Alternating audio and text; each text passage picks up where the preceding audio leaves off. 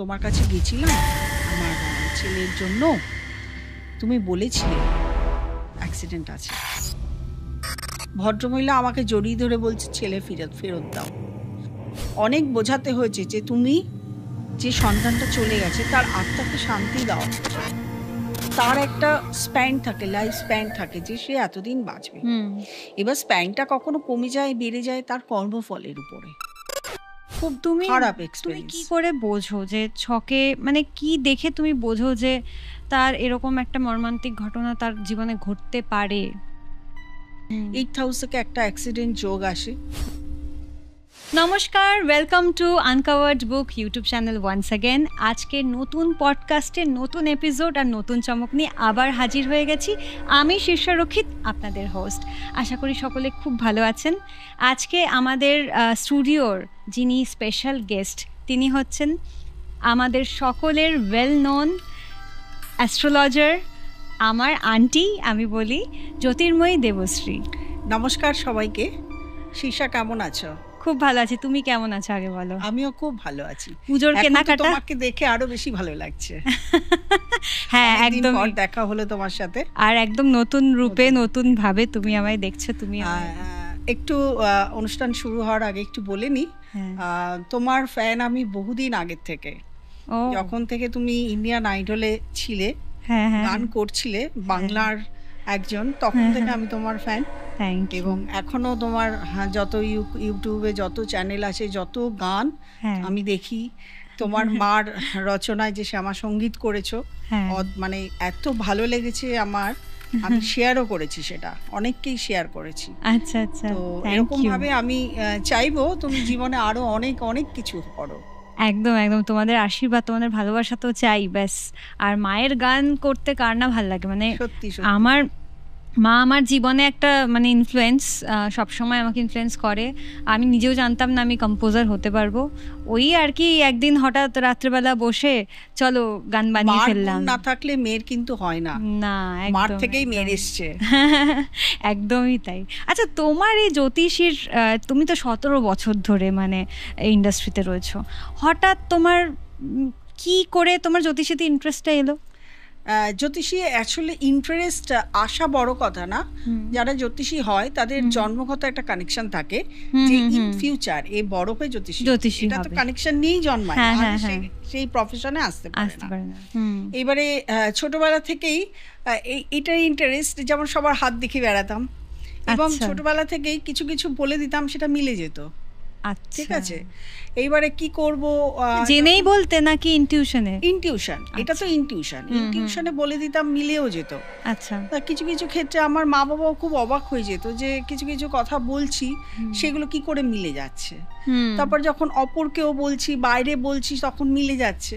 তো যাই হোক, নিজের পড়াশোনা করেছি, পড়াশোনার পরে তো বিয়ে হয়ে গেছে, বিয়ে হওয়ার পর সন্তান হয়ে গেছে, সন্তান হয়ে যাওয়ার পর সন্তান একটু বড় হওয়ার পর তো তখন ফ্রি, কি করব, তখন মনে করলাম যে এই ব্যাপারটা তো আমার ইন্টারেস্ট ছিলই ছোটবেলা থেকে, একটা মানে সবাইকে বলতাম। এবার মানুষের দেখো, যত ছোট থাকে মানুষ, লোকে দুঃখ কষ্ট এগুলো কম বুঝতে পারে। যত মানুষ বড় হয় তত তো তার স্প্রেডিং হয়, লোকের সঙ্গে জানাশোনাটা বাড়ে। তখন থেকে একটা সবার একটু কষ্ট, কেন তার লাইফটা এমন হচ্ছে, আমার লাইফটা কেন ভালো, অন্যের লাইফটা কেন খারাপ, এটা একটা জানার একটা আগ্রহ জন্মালো যে এই লাইফ খারাপ হয়, আবার সেটাকে ভালো তো করা যায়, ভালো করার তো কিছু প্রসেস নিশ্চয়ই আছে। তখন মনে হলো যে এই এক প্রসেস হলো জ্যোতিষ, আর এক হলো সমাজসেবা, এই দুটো দিয়েই ভালো করা যায় এবং জ্যোতিষ দিয়েও সমাজসেবা করা যায়। তো ভাবলাম যে এই জিনিসটা নিয়ে যদি একটু পড়াশোনা করা যায়, পড়াশোনা করে তো জানতে পারবো, অন্তত অ্যাটলিস্ট জানতে তো পারবো যে কেন হচ্ছে, কি কোন গ্রহের কারণে হচ্ছে, কিভাবে হচ্ছে। জানতে গিয়ে এত জেনেছি, এখন এত বছরের এক্সপিরিয়েন্সে এত বুঝেছি, এত জেনেছি, যদি তোমাকে এখন বলতে থাকি তোমার বোধহয় 1 বছর শুধু এমনি কেটে যাবে, এপিসোড শেষ হবে না।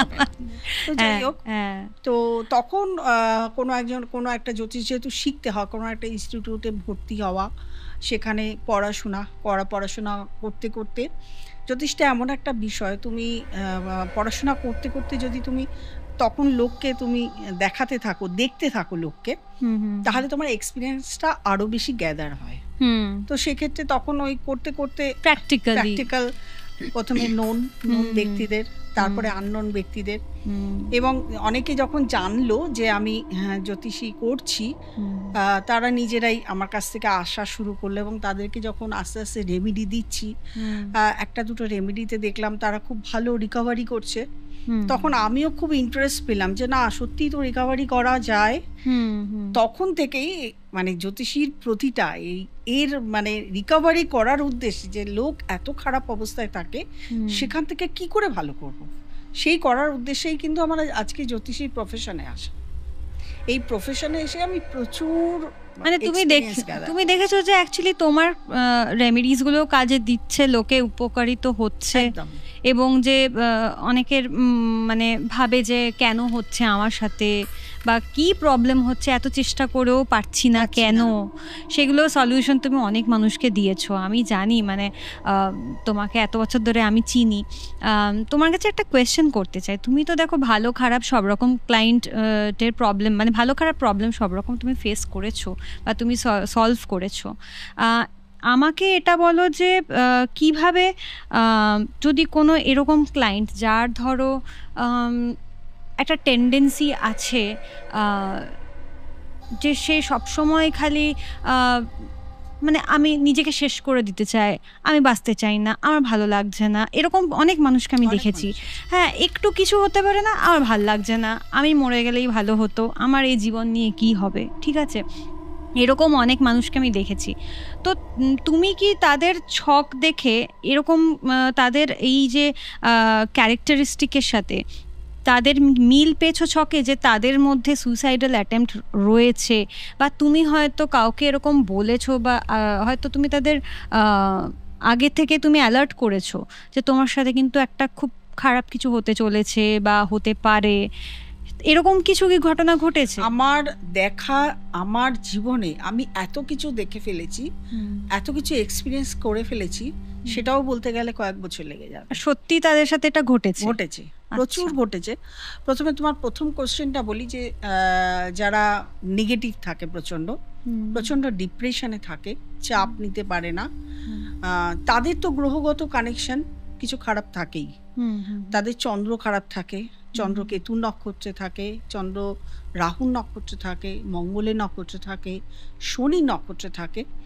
এইগুলো হলে তারা অনেক সময় অনেকে, মানে এগুলো নক্ষত্র শুধু থাকলে হবে না, নক্ষত্রের একটা আছে নবতারাতে খারাপ নক্ষত্র যদি থাকে তখন তারা চাপ নিতে পারে না। এবং সময় মানে ট্রানজিটেও একটা সময় আছে, গ্রহ তখন কোথাও হয়তো চন্দ্রের মধ্যে রাহু বসে আছে, বা চন্দ্রে কেতু বসে আছে, বা শনি বসে আছে, বা তার দশা অন্তর্দশা খারাপ যাচ্ছে, সেই সময় সে চাপ নিতে পারে না।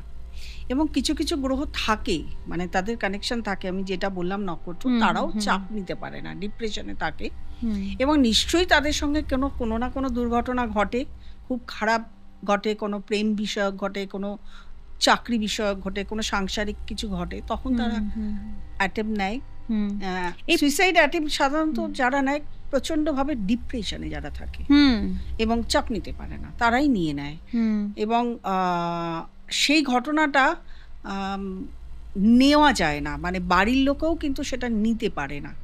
তোমার দেখা এরকম কিছু এক্সপিরিয়েন্স একটু শেয়ার করো, যে যেগুলো তোমার এরকম কিছু হয়েছে যে তুমি বলেছো, তুমি প্রেডিকশন দিয়েছো, পরে গিয়ে সেটাই ঘটেছে, হয়তো সে ক্লায়েন্ট বিশ্বাস করেনি।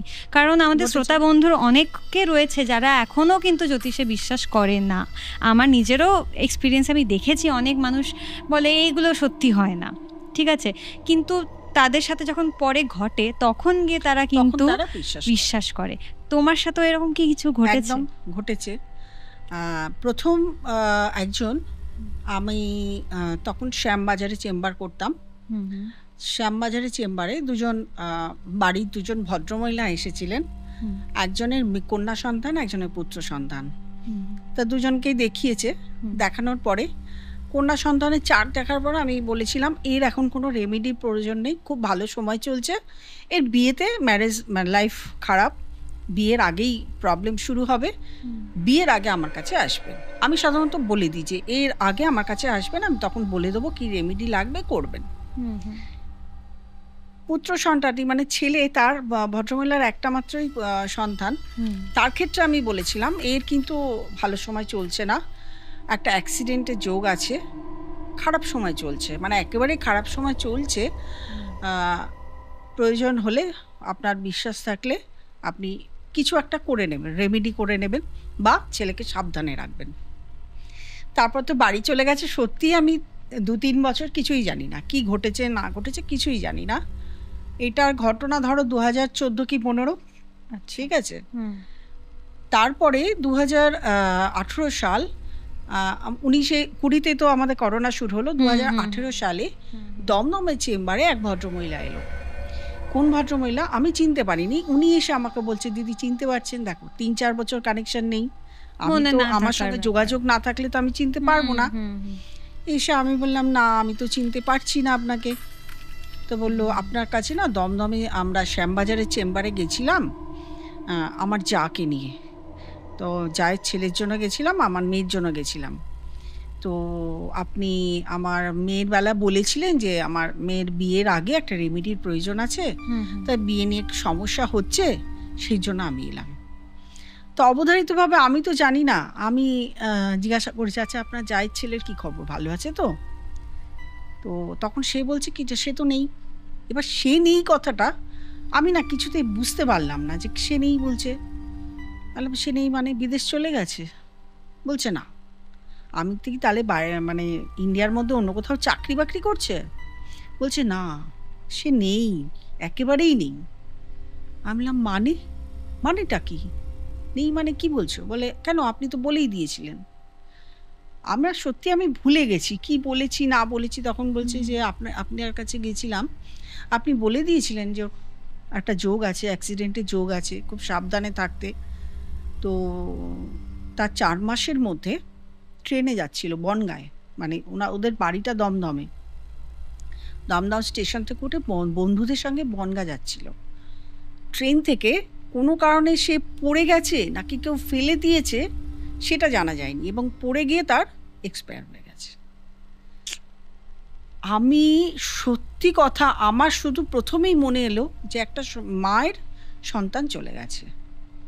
আমি শুধু তার দিকে তাকিয়ে বসে রইলাম। তোমরা রেমেডি করিয়েছিলে? তখন বলছি যে না রেমেডি তো করাইনি, আমরা আসলে বিশ্বাসই করিনি কথাটা। আমরা অন্য অ্যাস্ট্রোলজারের কাছে গেছি, তিনি দেখে বলেছেন কিচ্ছু হবে না এনার। তিনি একটা পান্না পরিয়েছিলেন বলে আমাকে বলছে আচ্ছা পান্না তো পরানো হলো, তাও কেন অ্যাক্সিডেন্ট হলো? তা আমি বললাম দেখো ভাই, পান্নার কাজ আলাদা আর অ্যাক্সিডেন্ট যোগ তো আলাদা, সেই জন্য হয়নি। তিনি কি বলেছিলেন অ্যাক্সিডেন্ট যোগ আছে? বলছে না, তিনি তো বলেছেন কিচ্ছু হবে না এনার। তারপরের ঘটনা শুনবে, তারপরে ঘটনাটা আরও প্যাথেটিক। 2021 সাল ডিসেম্বর মাস আমি ইউটিউব চ্যানেল খুলেছি, অনেক আগে, রানিং ছিল না। এবারে ওই ইউটিউব চ্যানেল দেখে এক ভদ্র মহিলা একদিন রাতে আমাকে ফোন করে খুব কাঁদছে, মা তুমি আমার মানে আমি কোনো ভগবান বিশ্বাস করি না, আমি তোমাকে বিশ্বাস করি, তোমাকে আমি ভগবানের আসনে বসিয়েছি, তুমি আমার মা। আমি না সত্যি বুঝতে পারছিলাম না যে ভদ্রমহিলা, বয়স্ক ভদ্রমহিলা কেন এরকম মানে খুব কাঁদছে ফোনে আর আমাকে এই কথা বলছে। আমি তখন বললাম কি যে আমি না সত্যি বুঝতে পারছি না তুমি কেন কাঁদছো আর আমাকে এই কথা বলছো, তুমি আমাকে একটু ভালোভাবে বলো কেন এটা হয়েছে, মানে আজকে কেন তুমি আমাকে ফোন করে কাঁদছো বলছো। তখন বলছে যে মা তোমার কাছে আমি গেছিলাম, তোমার প্রথমেই বললো তোমার সঙ্গে আমি একটু দেখা করতে চাই, সেটা তো তুমি চেম্বারে আসতেই পারো, কিন্তু কেন এখন কাঁদছো সেটা আমাকে তো জানতে হবে। তখন বলছে যে এরকম তোমার কাছে গেছিলাম আমার ছেলের জন্য, তুমি বলেছিলে অ্যাক্সিডেন্ট আছে। তো আমার তখন মনে পড়লো যে ওনার তো যা আমার কাছে এসছে, রেমেডি নিয়ে গেছে মেয়ের জন্য, মেয়ের বিয়ের জন্য। তখন আমি মনে পড়লো যে না আমি তো জানি ব্যাপারটা। আমি বললাম হ্যাঁ তোমার ছেলের অ্যাক্সিডেন্ট হয়েছে, এই ঘটনা আমি তো জানি, তুমি কি করে জানলে? আমি বললাম ঠিক আছে তুমি যেদিন আসবে আমার চেম্বারে সেদিন আমি তোমাকে ইন ডিটেল বলবো। যাই হোক, মাসখানেকের মধ্যে উনি ওনার হাজব্যান্ডকে নিয়ে এসছে, ডিটেল শুনলাম। বাড়িতে এসে প্রথমত বলা হয়েছিল আমাকে যে আমার পয়সার প্রতি লোভ আছে, টাকার প্রতি লোভ আছে, যার জন্য আমি ওনাদেরকে ভয় দেখিয়েছি যে অ্যাক্সিডেন্ট যোগ আছে, কাজ করাতে গেলে তো টাকা লাগেই, এটা তো সত্যি কথা। আমি যে কোনো কাজ যাই করি না, একটা স্টোন দিতে গেলেও টাকা লাগে, তন্ত্রের কাজ করাতে গেলেও টাকা লাগে, যাই করি না, আমার কাছে দেখাতে আসলেও তো টাকা লাগে, তো অবশ্যই লাগে।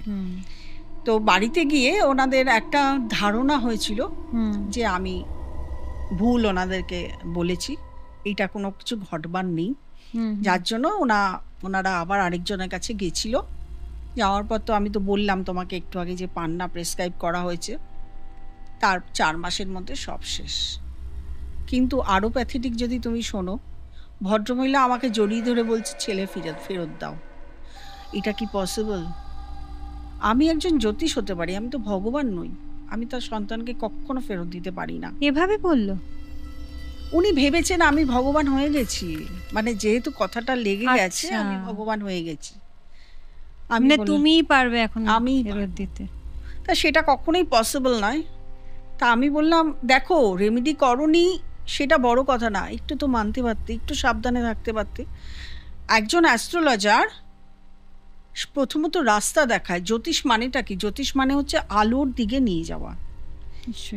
আলোর, এইটা তো আমি আলোর দিকে নিয়ে গেছিলাম, সাবধান করে দিয়েছিলাম। আমি একটা বলছি যোগ আছে মানেই তো তার সাবধান মানি, তাকে আগে নিজেকে সাবধান হয়ে যেতে হবে যে আমি সাবধান থাকবো যাতে আমার কোনো দুর্ঘটনা না ঘটে। তারা যদি বিশ্বাসই না করে সেখানে আমার কিছু করারই থাকে না। হ্যাঁ অবশ্যই, তার কারণ হচ্ছে একজন জ্যোতিষী কখনো বলতে পারে না, মানে যেটা বলে দেয় সেটা যে বিপদটা যে একদম হবেই না বা আসবেই না সেটা হয় না, কিন্তু সেটা একটা ছাতা হিসাবে কাজ করে, প্রোটেকশন, একটা অ্যালার্ট করে দিল যে নিজেকে কিভাবে প্রোটেক্ট করবে, এবং সেটার রেমেডি তোমরা দাও কিভাবে প্রোটেক্ট করবে। এবং ওই ভদ্রলোক ভদ্রমহিলা দুজনেই ডিপ্রেশন, মানে একটা সন্তানকে হারিয়ে কতটা ডিপ্রেশনে চলে যেতে পারে ওই ভদ্রলোক ভদ্রমহিলাকে না দেখে বোঝা যায় না। বলছে গরম পড়লে এসি চালিয়ে দেয় সেই ছেলের ঘরে, মশারি টানিয়ে দেয়, আর যদি শীতকাল হয় সেই ছেলের ঘরে লেপ দেয়, লেপ, বালিশের উপরে লেপ, ওই বিছানা। তার মানে ওনারা অ্যাকচুয়ালি ফিল করেন যে ছেলে আছে, এবং রোজ খেতে দেয় ফটোতে, এভরিডে। কিন্তু এটা শুনেছি না, এটা ঠিক নয়, একদমই নয়। তখন আমাকে ভদ্রমহিলাকে অনেক কাউন্সিলিং করতে হয়েছে, অনেক বোঝাতে হয়েছে যে তুমি যে সন্তানটা চলে গেছে তার আত্মাকে শান্তি দাও, সে তো মুক্তি পাবে না, সে মুক্তি পাচ্ছে না, তোমার জন্য সে মুক্তি পাচ্ছে না, সে বারবার তোমার কাছে ফিরে আসবে, এতে তার মুক্তি হচ্ছে না, তোমাকে ওকে ভুলে যেতে হবে। সন্তান মারা গেছে সেটা ভোলা যায় না, সম্ভব না, কিন্তু এই কাজগুলো তুমি করো না, তুমি অন্য কাজে ইনভলভ হও, অন্য সন্তানদের দেখো।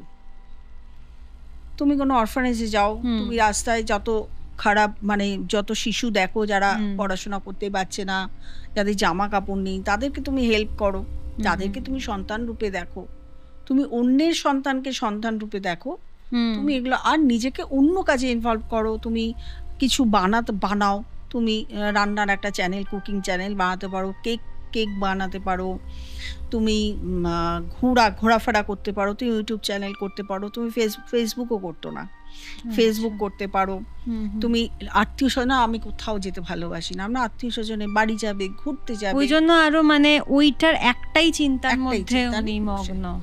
তো অনেক দিন আমার কাছে নিলেন, আমি নিজে বসে ওনাকে ফেসবুক খুলিয়েছিলাম, আমার ফেসবুকে উনি আছেন, উনি যদি প্রোগ্রামটা দেখবেন তো উনি দেখতে পাবেন যে ওনার ঘটনাটাই আমি বলছি। তো ফেসবুক আমি বসে খুলিয়ে দিয়েছিলাম, উনি এখন ভালোই আছেন। ওনার বয়স, ছেলের বয়স তখন কত ছিল? ছেলের বয়স ছিল 27-28। 27-28 মানে অনেক কম। ছেলে চাকরি করতো তখন, বুঝতে পেরেছো? তো মাঝে মাঝে এখন দেখি ভদ্রমহিলা কেক বানান, ছবি দেন, ভালো লাগে, কিন্তু ফিরিয়ে আমার পক্ষে সম্ভব হলো না ফিরিয়ে দেওয়াটা। আমি চাই না এরকম কোনো মানে সন্তান তার মায়ের কোল ছাড়া হোক, আমি চাই না কোনো সন্তান এরকমভাবে চলে যাক, কিন্তু আমার একটাই রিকোয়েস্ট, কোনো অ্যাস্ট্রোলজারের কাছে যাচ্ছেন, আপনি রেমেডি করান আর না করান, অন্তত একটু মেনে চলুন, একটু সেই সময়টা নিজেকে সাবধানে রাখুন, প্রোটেকশন নিন, তাহলেই কিন্তু ভালো থাকতে পারবে। এরকম তো হবে না। হ্যাঁ, আরেকটা জিনিসও দেখো, প্রত্যেকে যখন আমরা জন্মাই তখন তো তার একটা স্প্যান থাকে, লাইফ স্প্যান থাকে যে সে এতদিন বাঁচবে। এবার স্প্যানটা কখনো কমে যায়, বেড়ে যায় তার কর্মফলের উপরে। সে কর্মফল ভালো করলে তার লাইফ স্প্যান বেড়ে যায়, ভালো কর্ম করলে সে ভালো থাকতে পারে, সেগুলো আলাদা আছে। উপর থেকে ঠিকই হয়ে আসে সে কতদিন থাকবে, কতদিন সে এখানে ভালো কথায় ডাল ভাত খাবে। হ্যাঁ, তো সেটা তো ঠিকই থাকে, সেটাও বাড়ানো যায় কর্মফলে, কিন্তু এই কর্মফল ভালো না। কখনো কোনো মায়ের কোল থেকে সন্তান চলে যাওয়া, একটা বয়স আছে, সেই বয়স অবধি সে থাকবে, তাই না? তারপরে সে যাবে, তার বয়স কি হলো, সে সবে চাকরি করছে, এরপরে তো কিছুই না। 27 বছর বয়সটা সবে শুরু প্রথম স্টেপ লাইফের। হ্যাঁ, এটাই একটা খুব খুব তুমি খারাপ এক্সপেরিয়েন্স। তুমি কি করে বোঝো যে ছকে, মানে কি দেখে তুমি বোঝো যে তার এরকম একটা মর্মান্তিক ঘটনা তার জীবনে ঘটতে পারে? তার ছকের মধ্যে এসে যায়। দেখো, এমনিতে তো জন্মায় যখন বার্থ চার্টের মধ্যে তো একটা থাকেই, 8th হাউস থাকে, 8th হাউস থেকে একটা অ্যাক্সিডেন্ট যোগ আসে। 8th হাউসে যখন যদি দেখা যায় যে ট্রানজিটেও রাহু কানেকশন হচ্ছে, বা সেইখানে একটা খারাপ গ্রহ বসে আছে, ধরো মঙ্গল বসে আছে বা শনি বসে আছে, সেখানে গিয়ে রাহু কানেকশন করছে, তখন কিন্তু অ্যাক্সিডেন্টের একটা যোগ হয়, বা মঙ্গল কানেকশন করছে, তখন একটা অ্যাক্সিডেন্টের যোগ হয়। সেই যোগেই কিন্তু, সেই যোগটাকে খুব সাবধানে থাকতে হয়, তাহলে কিন্তু আর এইগুলো ঘটে না। আচ্ছা, এই যে আমরা তো এই অ্যাক্সিডেন্টের ঘটনাটা শুনলাম, কিছুক্ষণ আগে তুমি বলছিলে যে অনেকে নিজেকে শেষ করে দিতে চায় ডিপ্রেশনে, ওই প্রসঙ্গে আসছি। এখনকার বাচ্চাদের, স্পেশালি 2000-এর পরে যারা জন্মেছে, বাচ্চাদের খুব সেন্সিটিভ দেখা যাচ্ছে। মানে ছোট ছোট বিষয়ে বাবা মা বকে দিলেও এমন করছে, নিজেকে মানে ক্ষতি করার চেষ্টা করছে, বা স্কুল টিচার একদিন বকে দিল, সেটা বাড়িতে এসে অন্য রকমভাবে নিজের উপর প্রয়োগ করছে, যে টিচার এটা বললো আমি নিজেকে শেষ করে দেবো। কিন্তু আমরা ছোটবেলায় এইসব করিনি, আমরা প্রচুর বকা মার ধর সব খেয়েছি, মার খেয়েই বড় হয়েছি। তখন এতটা এইসব আমাদের ছিল না। এখনো আমরা মা বাবাকে অনেক রেসপেক্ট করি, ভয় পাই, টিচারদের রেসপেক্ট করি, ভয় পাই। এখন সেটা নেই। দেখো, এটা হচ্ছে পুরোটাই রাহুর প্রভাব। যত আমরা ইলেকট্রনিক্স মিডিয়া, এই যে আমরা যে চ্যানেল এই যে করছি, এটা তো ইলেকট্রনিক্স মিডিয়া, এটা তো রাহু কানেক্টেড। যত এগুলো বাড়বে, রাহুর প্রভাবটা তত বাড়বে। রাহু হচ্ছে ইমোশন, ঠিক আছে? ইমোশন মানে কিরকম ইমোশন? যে ইমোশন কন্ট্রোল করা যায় না। ইমোশনকে কন্ট্রোল করতে হবে। তো যত আজকালকার বাচ্চারা মোবাইল নিয়েই অ্যাগ্রেসিভ হয়ে যাচ্ছে, কি কারণে? খাচ্ছে মোবাইল, বসে থাকছে মোবাইল, পড়াশোনা করছে মোবাইল, পুরোটাই মোবাইল। এইতে না এদের যে কন্ট্রোল ক্ষমতা সেটা একদম থাকছে না বলেই এই রাহুর প্রভাবটা তাদের মধ্যে অ্যাক্টিভ হয়ে যাচ্ছে। অ্যাক্টিভ হয়ে যাওয়ার কারণেই তাদের ইমোশনকে তারা কন্ট্রোল করতে পারে না। এটা তো একটা টাইপ অফ ইমোশন, যে স্কুলে টিচার বকছে, সে রাগ কন্ট্রোল করতে পারলো না, সে তখন গিয়ে সুইসাইড অ্যাটেম্প্ট করছে। বা ধরো তার মা বাবা বকছে, সে কন্ট্রোল করতে পারলো না, সুইসাইড অ্যাটেম্প্ট করছে। এক তো চন্দ্রের একটা ডিস্টার্ব থাকেই, তার সঙ্গে রাহু কন্ট্রোল হয়ে যাচ্ছে। সেই জন্য আমরা সবসময় বলি যে বাচ্চাদের কাছ থেকে একটু মোবাইলটা দূরে রাখতে। কিন্তু ওই যে পড়াশোনার জন্য অনেকের মোবাইল রাখে, মোবাইল তো দিতেই হচ্ছে। তার জন্য একটু মেডিটেশন করা প্রত্যেকটা বাচ্চার দরকার। একদম, এটা খুব ইম্পর্টেন্ট আজকাল। কিন্তু বাচ্চারা কথাও শোনে না, আবার সেই মোবাইল নিতেই হবে। এই তুমি যে বললে যে এরা কথা শোনে না বা অ্যাগ্রেসিভ হয়ে যাচ্ছে, বাবা মারা কি করবে? প্রিকশনটা কি? মানে এটা কি অ্যাস্ট্রোলজিক্যাল ভাবে তুমি কি গাইডেন্স দেবে বাবা মাদের? হচ্ছে প্রথমে যখন একটা শিশু জন্মাবে, দেখো এখন তো আমরা এতটা এগিয়ে গেছি, শিশু জন্মানোর সঙ্গে সঙ্গে, মানে জন্মানোর আগের থেকেই আমাদের কাছে বহু লোকে আসে, তাদের বার্থ টাইমটা নিতে, সময় বাট টাইম সেটা নিতে, সেটা আমরা একটা ভালো সময় দেখে দিই সেইটা। তার সঙ্গে তার নাম, অনেক সময় আমাদের নিউমোলজি হিসাবে একটা নাম কারেকশন ডেট হিসাবে একটা নিউমোলজি কারেকশন করে দিই, তার নাম ঠিক করে দিই, সেটা তো আছেই। তার সঙ্গে অবশ্যই কিছু ছোটবেলার থেকেই আজকাল লোকের যেমন ঈশ্বরের বিশ্বাস কিছু পার্সেন্টেজ মানুষের মধ্যে অতি এসে গেছে, আবার কিছু পার্সেন্টেজের মধ্যে একদমই নেই। শুধু পড়াশোনা করালেই হবে না, বিভিন্ন ধরনের অ্যাক্টিভিটির সঙ্গে যুক্ত করাতে হবে। তার সঙ্গে তো মেডিটেশন আছেই, সুইমিং শেখানো, নাচ শেখানো, গান শেখানো, মা বাবাকে সময় দিতে হবে অনেক। এখন মা বাবাও যদি মোবাইলে ব্যস্ত হয়ে যায় তাহলে তো তার সন্তান হবেই। আরেকটা ঘটনা, সেই দিনই একজন এসেছিলেন, মেয়ের সঙ্গে মায়ের সম্পর্ক ভালো না।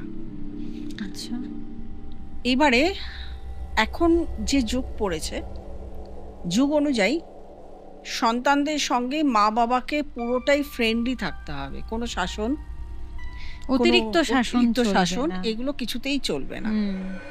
সন্তান কি করছে সেটাতে, খারাপ কিছু করলে সেটাতে বোঝাতে হবে এটা ভালো না, আর ভালো কিছু করলে অ্যাপ্রিসিয়েট করতেই হবে।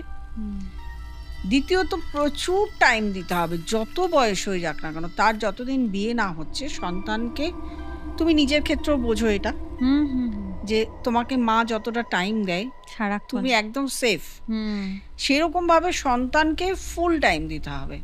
মানে সন্তানের সঙ্গে সকাল থেকে শুরু করে রাত অবধি, দরকার হলে এন্টারটেনমেন্ট, মানে যেটাকে আমরা বলি যে মুভি দেখতে যাওয়া, নাটক দেখতে যাওয়া, একটু ঘুরতে নিয়ে যাওয়া, একটু রেস্টুরেন্টে নিয়ে গিয়ে খাওয়ানো, এগুলো সবসময়, তাহলেই কিন্তু সন্তানের সঙ্গে সম্পর্ক ভালো থাকবে। সন্তান তার ডিফিকাল্টিসগুলো, তার যে প্রবলেমগুলো, তখনই সে তার মা বাবাকে শেয়ার করবে।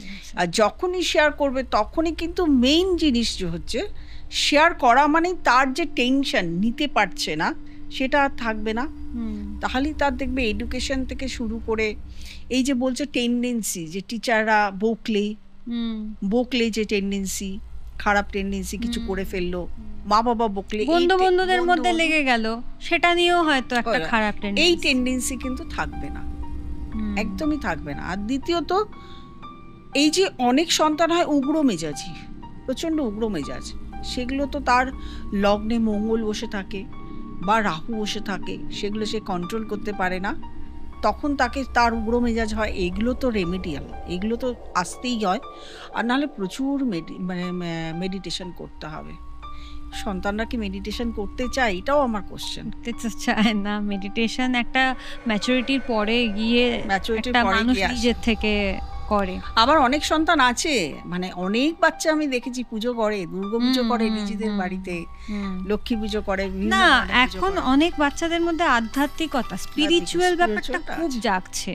আরো সোশ্যাল মিডিয়া আসাতে মনে হয় আরো বেশি হেল্প করেছে। রিলস দেখা, ইনস্টাগ্রামে চারিদিকে তো, এই যেমন তোমার ইউটিউব চ্যানেল আছে, তোমার কত মানুষ তোমাকে দেখে, ওখানে কত বাচ্চারাও দেখছে, কত বাচ্চা ফোন করে, জানো, ফোন করে, প্রচুর বাচ্চা ফোন করে, আন্টি এটা কি করব, আন্টি ওটা কি করব। আমি তখন বলি, তোমার মা বাবা নেই না? মা আছে, মা সামনে বসে আছে, আমি ফোন করেছি। মানে আমার ভালোই লাগে, খুব ভালো লাগে যে এরাও একটা ম্যাচিওর ভাবে, মানে এগুলো নিজের ভালো করার জন্য, নিজের কেরিয়ারটা ভালো করার জন্য, যে তাদের একটা নিজস্ব, এগুলো তো ভীষণ ভালো অনুভূতি, খুব ভালো লাগে। প্রত্যেকেরই দরকার এগুলো, না নিজস্ব ভাবে নিজের একটা ম্যাচুরিটি না আসলে চলে না। তুমি বললে যে তুমি অনেকজনকে অ্যালার্ট করেছো, এরকম একটা ঘটনা বলো যেটা তুমি অ্যালার্ট করেছো, সে শোনেনি বা বিশ্বাস করেনি, পরে গিয়ে সেটাই হয়েছে। এটা বলবো একটা পিওর অ্যাক্সিডেন্ট, তুমি এটা শুনলেও আরো অবাক হয়ে যাবে। আচ্ছা, এটাও এসেছিল আমার কাছে, ধরো 2014-তে আমার বাড়ির চেম্বারে, আমার কাছাকাছি, মানে বাড়ির কাছাকাছি একজন কাপল এসেছিল। আচ্ছা, তারা বিয়ে করবে, বিয়ের টাইমিংগুলো তাদের এখন বিয়ে করার সময় কিনা সেটা জানতে এসেছিল। তা ছেলেটা 4 থেকে, আমি প্রথমেই বলেছিলাম এখন 4-5 বছর একদম বিয়ে করবে না, তোমার খুবই খারাপ সময় চলছে, ছেলেটা তখন বাংলাদেশে চাকরি করতো, মানে ও একটা ভালো কোম্পানিতে চাকরি করতো, বাংলাদেশে পোস্টেড। আচ্ছা। তো ও আমাকে বলছে যে ও বাংলাদেশ থেকে চলে আসবে এই দেশে, বাংলাদেশে চাকরি করছে, মানে ভালো র্যাঙ্কে আছে, বলে আমি এখানে আসলে যে কোনো চাকরি পেয়ে যাব, আমি এসে এখানে চাকরি নেব, মেয়েটাকে আমি বিয়ে করব। আমি বলছিলাম 5 বছর একদম তুমি এসব ভাববেই না, তুমি বাংলাদেশে চাকরি করছো, বাংলাদেশেই থাকো, মেয়েটা এখানে সেফ থাকবে, তোমারই থাকবে, তুমি একটু ওয়েট করো। এইবারে আমার মানে ওরা বলে, ওদের কথাতে আমি চারটা দেখে বলেছিলাম, আচ্ছা তুমি কি কোনো নেশা করো?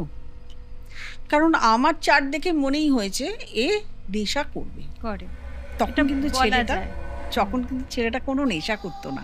আচ্ছা। কোনো রকম নেশা করতো না, স্মোকও করতো না, স্মোক, ড্রিঙ্ক, গাঁজা কোনো কিছুই খেতো না। এটা শুনে ওর খুব রাগ হয়েছিল, ওর মনেই হয়েছিল আমি যে প্রেডিকশনটা করলাম পুরোটাই ভুল। ও বাড়ি চলে গেল, ভুল ভেবে চাকরিটাও ছাড়লো, চাকরিটা ছেড়ে বাড়ি চলে এলো, এসে এখানে একটা কোম্পানিতে চাকরি নিয়েছে। চাকরি নেওয়ার পর নিজের বাইক আছে, বাইকটা চালিয়ে অফিস যাচ্ছিল, বর্ষাকাল, স্লিড করে অ্যাক্সিডেন্ট। এটা আমি পরে জেনেছি, মানে এই ঘটনাটা তোমাকে বলছি, এটাও আমাকে এসে পরবর্তীকালে ঠিক 5 বছর পরে এসে আমাকে জানিয়েছে। অ্যাক্সিডেন্ট হয়েছে, প্রথম পায়ের পুরো হাড় গুঁড়ো গুঁড়ো, প্রত্যেকটা পায়ে স্টিলের প্লেট বসানো হলো। 1 বছর ঘরে বসে আছে, 1 বছর পরে আবার চাকরিতে জয়েন করেছে। আবার বাইক চালাতে গিয়ে একটা পা তো দুর্বল, আরেকটা পায়ে চাপ নিতে পারেনি, আবার অ্যাক্সিডেন্ট করেছে, ওই পাটা ভেঙেছে, ওই পাটা ভেঙে ওই পায়ে স্টিলের প্লেট, আবার ঘরে দুটো পাই ঘরে। এইবারে এই যে পরপর যে ঘটনাগুলো ওর সঙ্গে ঘটছে, ও তো পুরো ডিপ্রেশনে, হ্যাঁ অবভিয়াসলি ডিপ্রেশনে চলে গেছে, এবং পুরো বাড়িতে বসে, এই যে বাড়িতে বসে আছে এই সময়টা ও গাঁজার নেশা ধরেছে, সিগারেটের নেশা ধরেছে, ডিপ্রেশন, এবং নেশা ধরে এমন অবস্থায় চলে গেছে গাঁজা ছাড়া একটা মিনিট থাকতে পারে না। ও সকালবেলা মানুষে উঠে ব্রেকফাস্ট করো, গাঁজা দিয়ে ব্রেকফাস্ট করতো, এই তার নেশা। এইবারে ঠিক 5 বছরের মাথায় আমাকে আবার ফোন করেছে। এবার আমি ঘটনা কিছুই জানি না, 5 বছরের মাথায় আমাকে ফোন করেছে, আপনার কাছে গেছিলাম, আমি আবার যাব। এসছিল, ঠিক আছে এসো। এবার যখন সিঁড়ি দিয়ে উঠছে, আমার 3 তলায়, তুমি তো গেছোই আমার বাড়িতে, 3 তলায় যখন সিঁড়ি দিয়ে উঠছে, আমার মুখটা দেখে না খুব চেনা চেনা মনে হচ্ছে। তখন আমার হঠাৎ করে মনে হলো এরা তো বিয়ের জন্য এসেছিলো, এবং এসেছিলো খুব রিলায়েবল সোর্স থেকে, যার জন্য আমার খুব মনে আছে। তো আমি, তোমাদের বিয়ে হয়নি? বলে আপনার মনে আছে? বললাম না, আসলে মেয়েটার সাথেই এসেছিল, মেয়েটার সাথেই এসেছিল। আচ্ছা, মানে একটা রিলেশনশিপ আছে, বিয়ে হয়েছে, পরে বিয়ে হয়েছে আবার। ও আচ্ছা। তো এবং সঙ্গে ওর মাকে, ছেলেটার মাকে নিয়ে এসছে। আচ্ছা, এসছে, তাও দেখছি আমি বসতে দিয়েছি সোফাতে, ও খুব কষ্ট করে বসছে। তা আমি বললাম যে এরকম করে বসছো কেন তুমি, কি হয়েছে? বলছে আমাকে একটু বসতে দিন, একটু উঁচু জায়গায়, আমি বলছি আপনাকে। উঁচু জায়গায় বসেছে, তারপরে আমাকে এই ঘটনাগুলো, যেটা আমি তোমাকে বললাম, এই ঘটনাগুলো আমাকে বলল। তা আমি ওর দিকে তাকিয়ে বললাম, এতগুলো ঘটনা ঘটে গেছে, তোমাকে আমি তখন কিছু বলেছিলাম? নিশ্চয়ই বলেছি। বলছে আসলে আপনি তখন আমাকে বলেছিলেন যে আমি কি নেশা করি, আমি কোনো নেশা করতাম না, এটাই আমার আপনার প্রতি অবিশ্বাস জেগে গেছিল, আর আজ আমি এই দুটো অ্যাক্সিডেন্টের সাথে নেশায় ডুবে গেছি। এটা হলো প্যাথেটিক ব্যাপার, আমি নেশা থেকে উঠতেই পারছি না, আমি চেষ্টা করেও আমি এই জায়গাটা থেকে বেরোতেই পারছি না, ছাড়তে পারছি না। মানে যেখানে নেশা ছাড়ানোর যে সমস্ত জায়গা আছে, সব জায়গায় ওর গিয়ে 6 মাস 1 বছর থাকা হয়ে গেছে, কিন্তু বাড়িতে আসলে তখন ডিপ্রেশনটা যাবে না, ততক্ষণ নেশাটাও ছাড়তে। এবার তুমি বলো, দুটো পা যখন ওরকম স্ট্রেংথ নেই, সে তো কোথাও চাকরিও করতে যেতে পারছে না, মার্কেটিং বলো বা যেখানেই বলো, পা দুটো স্ট্রেংথ না থাকলে জবের জায়গায় প্রবলেম। কোনো যে ব্যবসা করবে ঠিক মতন সেটাও করতে পারছে না, কারণ ও বেশিক্ষণ বসতেও পারে না এক জায়গায়। যাই হোক, মেয়েটা কিছু না কিছু করে, ভালো ফিজিওথেরাপিস্ট। আচ্ছা, তো আমি তখন মেয়েটাকে বললাম, তুমি কি করতে চাইছো? বলে, না আমি তো এত কিছুর পরেও ওর সঙ্গে আছি। আলাম, তোমাকেই এখন হাল ধরতে হবে, তোমাকেই বিয়ে করতে হবে, করে তোমাকেই সংসার চালাতে হবে। তুমি ধরে নাও এই সংসার যেমন একটা মহিলা সংসার দেখে, এই সংসার দেখবে, তুমি বাইরেটা দেখবে। তারপরে বিয়ে হলো, এখন ভালোই আছে। মেয়েটাই সব কাজবাজ করে, বাইরের সার্ভিস যেরকম ছেলেরা করে। আজকাল তো ছেলে মেয়ে সবাই সার্ভিস করে, কিন্তু কেউ যদি না পারে তাকে তো সাপোর্ট দেওয়া, মানে এটাও কিন্তু একটা বিশাল ব্যাপার যে বউয়ের সাপোর্ট পাচ্ছে। একদমই তাই। মাঝখানে একটু গন্ডগোল হয়েছিল, ওই আবার নেশাটা ধরেছিল, আবার আমাকে ফোন করেছিল, আমি আবার অনেক বুঝিয়ে সুঝিয়ে নেশাটাকে ছাড়িয়েছি। তো এই প্যাথেটিক ঘটনাগুলো না আমার খুব খারাপ লাগে, যে একটা জিনিস শুনেই এটা আমার হতে পারে, এটা তো ভাবতে পারে যে না আমি একটু সাবধানে থাকি, আমাকে কেন তুমি দেখে বল 5 বছর আমি কেন আমাকে বারণ করলো, আমার কি প্রফিট আছে? লস তো ওর হলো। একদমই তাই, তাই না? একটু যদি মানতো, বাংলাদেশেই থেকে যেত, আসতো না।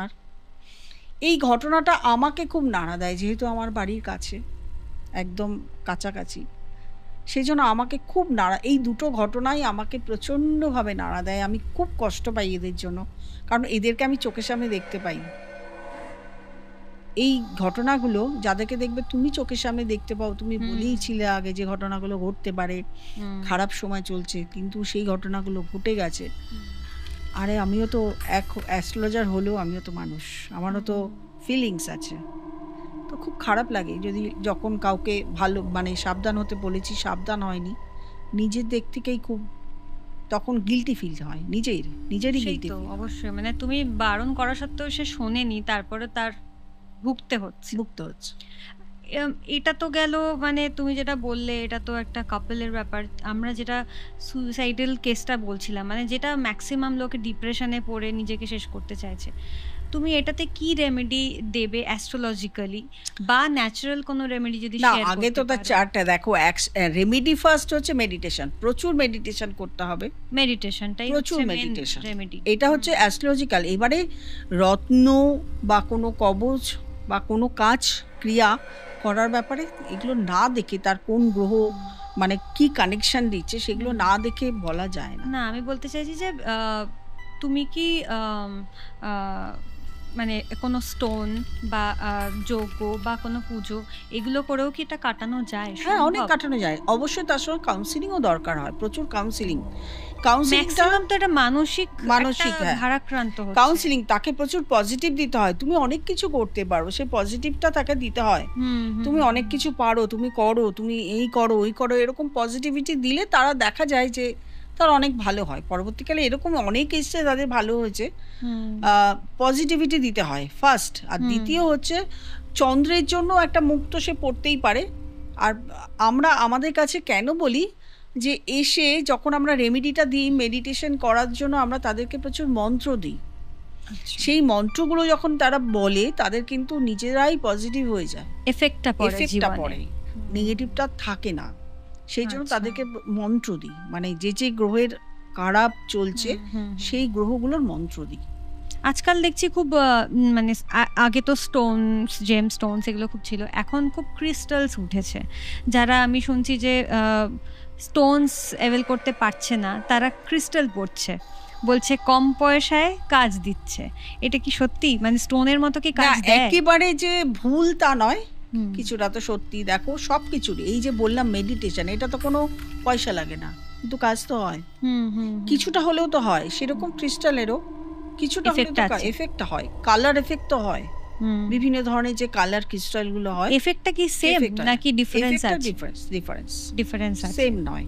দেখো তুমি একটা ভালো জিনিস খাচ্ছ, ভালো জিনিস পড়ছো, ভালো জিনিস ব্যবহার করছো, তার যেরকম এফেক্ট, এইটা তো একটু স্ট্যান্ডার্ডটা একটু কম, তার ততটাই এফেক্ট দীর্ঘদিন ধরে। এই এফেক্টটা দীর্ঘদিন পরে পাওয়া যায়। আর আমাদের যে রেমেডিগুলো আমরা সাধারণত দিই, আমাদের কাছে তো আসে একদম শেষ অবস্থায়, তাদেরকে খুব তাড়াতাড়ি আমাদেরকে ঠিক জায়গায় নিয়ে আসতে হয়। তাদের রেমেডিগুলো একটু কস্টলি হয় ঠিকই, কিন্তু খুব তাড়াতাড়ি ভালো হয়। যেমন এই ক্রিস্টালের এই এফেক্টগুলো একটু স্লোলি হয়, তবে হয়, এমন নয় যে হয়। মানে একটু টাইম থাকতে যদি আসে তাহলে ভালো। আর যদি একদম লাস্ট মোমেন্টে আসে তাহলে কি যোগ্য বা পুজো এই ধরনের হ্যাঁ এই ধরনের করতে হয়। যোগ্য আছে, পুজো আছে, স্টোন আছে, কিন্তু প্রত্যেকটা এফেক্টই 3 থেকে 6 মাস টাইম দিতে হয়। প্রত্যেকটা এফেক্টই 3 থেকে 6 মাস টাইম দিতে হয়। কারো কারো ক্ষেত্রে দেখা যায় খুব পজিটিভ, খুব তাড়াতাড়ি হয়, কিন্তু প্রত্যেকটা এফেক্ট 3 থেকে 6 মাস টাইম লাগে। তোমার এরকম কেসেস এসছে মানে মানসিক এরকম ডিপ্রেশনের রোগী তার ঠিক হয়ে গেছে, এখন বেটার আছে আগের থেকে?